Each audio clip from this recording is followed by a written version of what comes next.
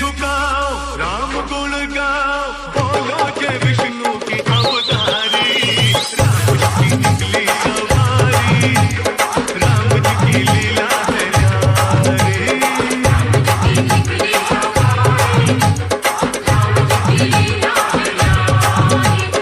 एक तरफ लक्ष्मण एक तरफ सीता बीच में जगत के पालनहारी राम जी की निकली सवारी राम जी की लीला है न्यारी। आणि विशेष तुम्हाला सांगतो, हे सूर्यमुखी हनुमान मंदिर आहे. म्हणजे सूर्यमुखी हनुमानाचा चेहरा सूर्याकडे, जे बाजूला बाटल्या पडलेल्या आहेत, सिगारेटचे पाकिटं पडलेले आहेत, अशी परिस्थिती या ठिकाणी मंदिराची आहे. झाडं झुडपं वाढलेले आहे आणि या झाडं झुडपामध्ये हे जागृत हनुमान मंदिर या ठिकाणी आहेत. या मंदिराकडे अनेकांच्या ठिकाणी पाठ फिरलेली होती. कुठेतरी हे मनाला रुचलं टुचलं आणि एक वसा घेतला की मंदिराचा जीर्णोद्धार करायचे. अंजनीच्या सुता तुला रामाचं वरदान, अंजनीच्या सुता तुला रामाचं वरदान, आणि एक मुखानं बोला बोला जय जय हनुमान, एक मुखानं बोला बोला जय जय हनुमान. अंजनीच्या सुता तुला रामाचं वरदान, आणि एक मुखानं बोला बोला जय जय हनुमान, एक मुखानं बोला बोला जय जय हनुमान.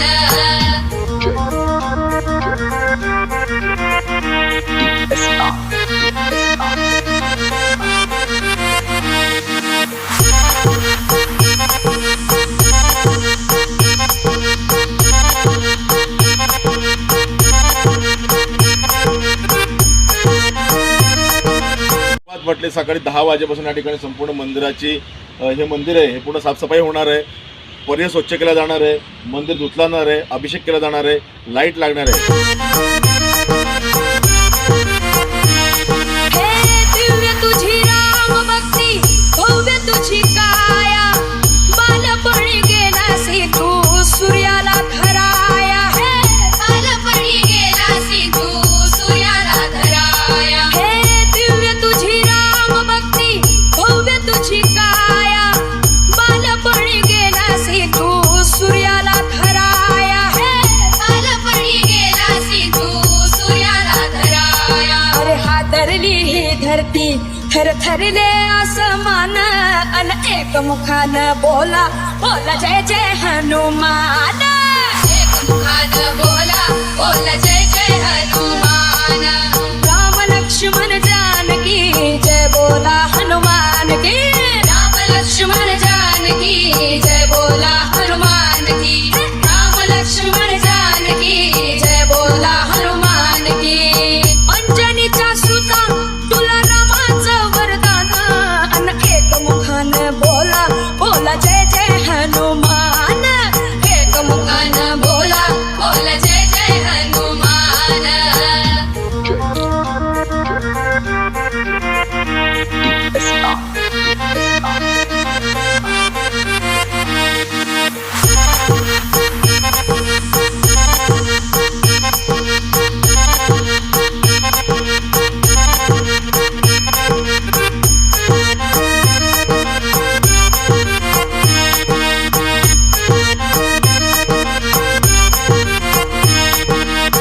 बारे में लोग ऐसा भी बोलते हैं कि यहाँ पे धागा बांधे तो हर मनोकामना पूरी होती है.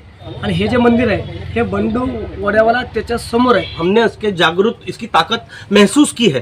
शब्दों में नहीं बोला जाता, जो आपको मिला है वो नहीं बोला जाता, लेकिन इस मंदिर की ताकत और इस मंदिर का जो एक तेज है वो तेज पूरे एरिया के ऊपर है. आप जो भी व्यक्ति यहाँ एक बार आएगा, मेरी गारंटी है कि वो दोबारा दर्शन करने जरूर आएगा. नहीं, पूरा ये मंदिर का श्रेय मिलना चाहिए विशाल भाऊ को. विशाल भाऊ नहीं भाऊ सही बात है, जो है क्लियर है. अंजनीच्या सुता तुला रामाचं वरदान, अन एक मुखानं बोला बोला जय जय हनुमान, एक मुखानं बोला बोला जय जय हनुमान.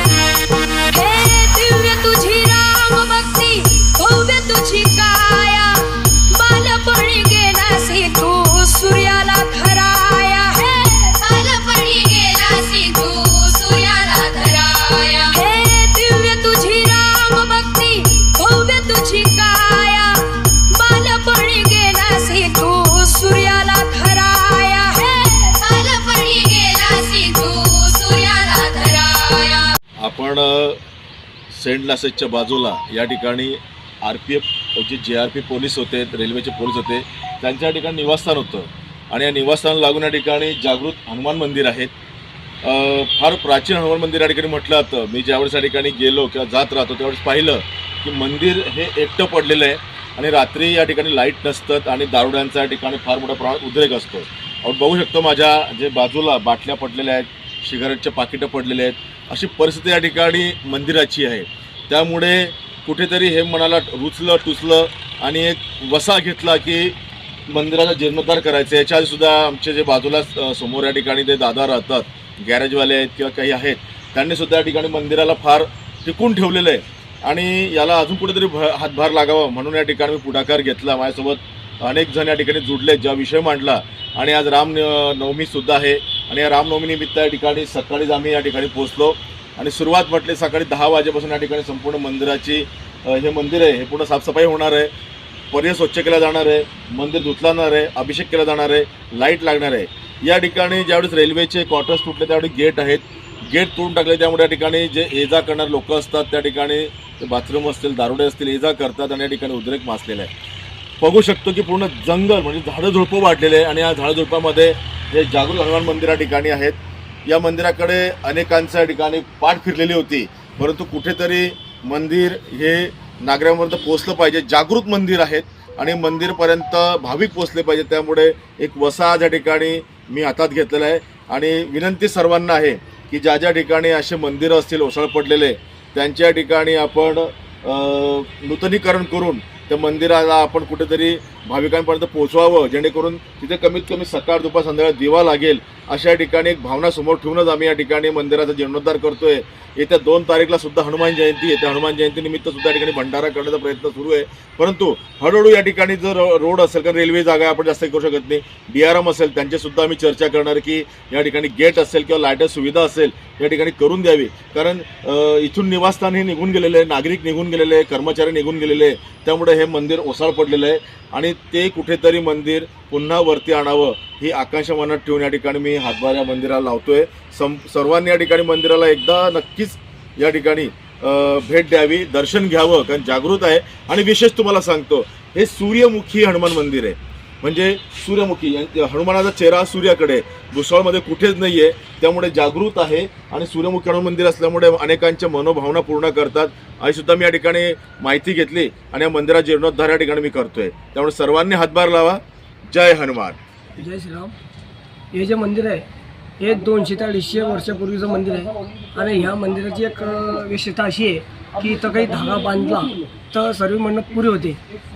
काही वर्षापासून हे इथं रेल्वेच्या कॉटी होत्या, त्या रेल्वेच्या कॉटी तुटल्या, त्याच्यामुळे ह्या मंदिराकडे कोणी लक्ष दिले नाही. तर इथं त्यांची पानप्रतिष्ठा, धुणं चोणं सर्व गोष्टी साफसफाई केली. आणि हे जे मंदिर आहे हे बंडू वड्यावाला त्याच्या समोर आहे. तर सर्व सनातनी व हिंदू धर्माचे जे लोक असतील आपले, त्या हिंदू धर्मासाठी कुठं मंदिर काही खराब आहे का त्याच्यासाठी लवकर धावून या. आणि हा ये मंदिर एकदम पुरातन है. क्वार्टर टूटने के बाद में कोई नहीं था, मंदिर अकेला था और यहाँ पे बहुत दारू पीने वाले लोग बैठते थे. क्या कहेंगे? देखिए, ये मंदिर का जब मैं छोटा था, जब मेरी शादी वगैरह भी नहीं हुई थी, तब यहाँ पर जब कॉलोनी बसी हुई थी, यहाँ पे बाकायदा बहुत अच्छे से पूरी व्यवस्था करके हनुमान जयंती का उत्सव मनाया जाता था. सारे भगवान के उत्सव मनाए जाते थे. लेकिन जैसे कि रेलवे के कुछ नियमों के अनुसार ये जगह खाली हो गई, तो ये जगह में एकदम सुनसान हो गया. वो बेचारे हनुमान जी बड़ी ही खराब परिस्थिति के अंदर हमें दिखे. तो इस बात का मन में बहुत खेद पैदा हुआ कि यार, एक तो पूर्वमुखी मंदिर भुसावल में बहुत कम दिखते हैं और उसके भी अंदर ये वाला मंदिर तो काफ़ी पुराना है. इतना पुराना है कि मैंने इंक्वायरी करी मेरे लेवल के ऊपर तो एटलीस्ट 70 साल तक तो मैं पहुंच चुका हूं और वो उसके पहले का मंदिर है ये.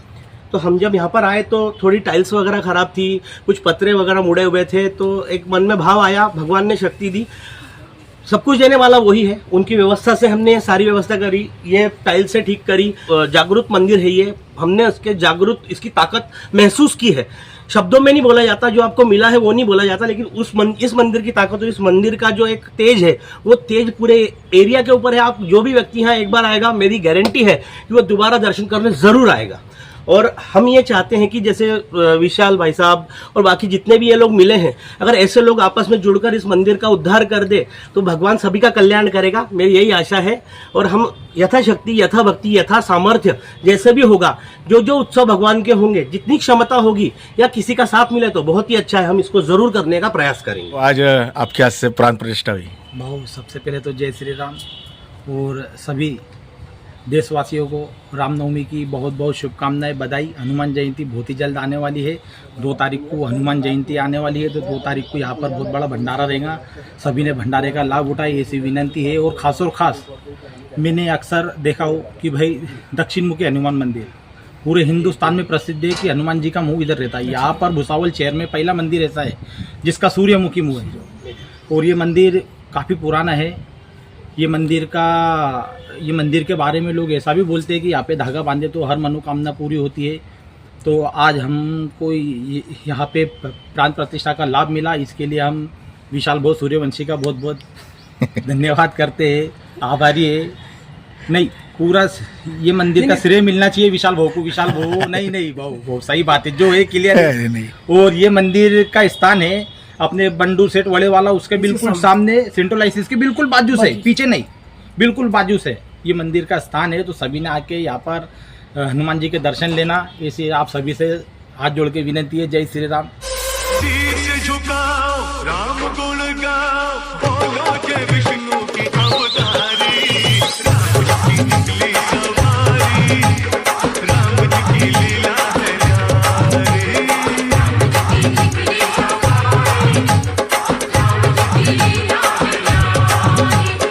एक तरफ लक्ष्मण, एक तरफ सीता, बीच में जगत के पालनहारी, राम जी की निकली सवारी, राम जी की लीला है न्यारी।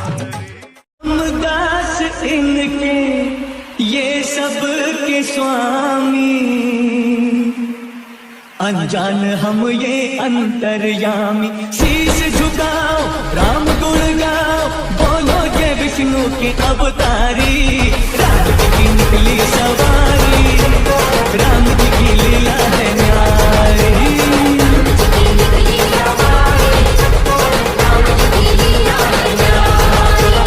एक तरफ लक्ष्मण, एक तरफ सीता, बीच में जगत के पालनहार। शीश झुकाओ, राम गुण गाओ, बोलो जय विष्णु की अवतारी, राम जी की निकली सवारी, राम जी की लीला है न्यारी।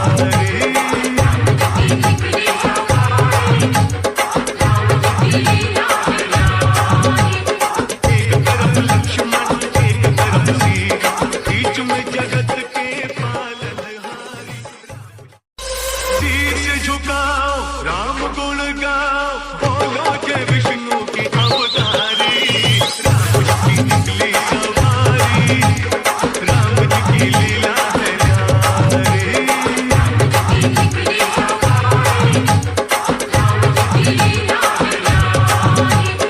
एक तरफ लक्ष्मण, एक तरफ सीता, बीच में जगत के पालनहारी, राम जी की निकली सवारी, राम जी की लीला है न्यारी। करो लाख कोशिश वो हाथ न आएगा, ऐसा कोई पिंजरा नहीं जिसमें वो फंसेगा।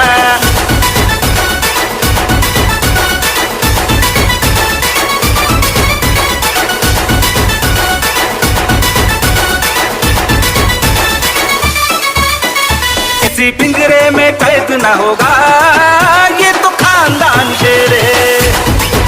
किसी पिंजरे में कैद न होगा, ये तो खानदान शेर है।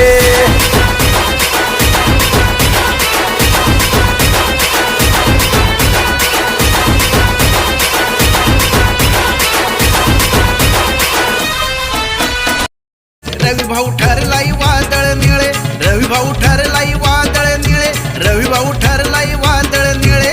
धाक पाहिला भीम वाघ पाहिला, धाक पाहिला भीम वाघ पाहिला, धाक पाहिला भीम वाघ पाहिला, त्यांना पाहून वैरी पळे।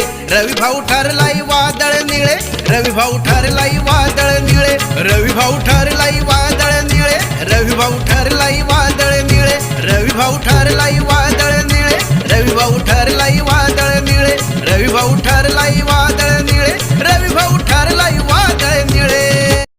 अस्सलाम वालेकुम अस्सलाम। ईद का है यारों ये प्याम, ये ईद का त्योहार है, खुशियों का है त्योहार। ये ईद का त्योहार है, खुशियों का है त्योहार। ना तेरा है ना मेरा है, ये सबका है त्योहार। ये प्यार का पैगाम है, ये प्यार का पैगाम। मुबारक ईद मुबारक, मुबारक ईद मुबारक, मुबारक ईद मुबारक, मुबारक ईद मुबारक। अस्सलाम वालेकुम अस्सलाम। ईद का है यारों ये प्याम। अस्सलाम वालेकुम अस्सलाम। ईद का है यारों ये प्याम, ये ईद का त्योहार है, खुशियों का है त्योहार। ये ईद का त्योहार है, खुशियों का है त्योहार। ना तेरा है ना मेरा है, ये सबका है त्योहार। ये प्यार का पैगाम है, ये प्यार का पैगाम। मुबारक ईद मुबारक, मुबारक ईद मुबारक। आता आपल्या भुसावळ नगरीतच लक्झरी बंगलोज नहाटा कॉलेज पासून अगदी हाकेच्या अंतरावरती वास्तुशास्त्राप्रमाणे उत्तम व सुनियोजित लक्झरी साईज बंगलोज कॉलनीच्या अंतर्गत डांबरी रस्ते, सांडपाण्याच्या निचऱ्यासाठी गटारीचे सुयोग्य नियोजन, प्लॉटच्या अगदी समोरच PVC पाईपलाईन, कॉलनीसाठी स्वतंत्र इलेक्ट्रिक DP व स्ट्रीट लाईट, चारही बाजूंनी वेल डेव्हलप कॉलनी या संपूर्ण सुखसुविधा युक्त लक्झरी बंगलोजसाठी आजच संपर्क साधा। आमचा संपर्क क्रमांक आहे 9226890979।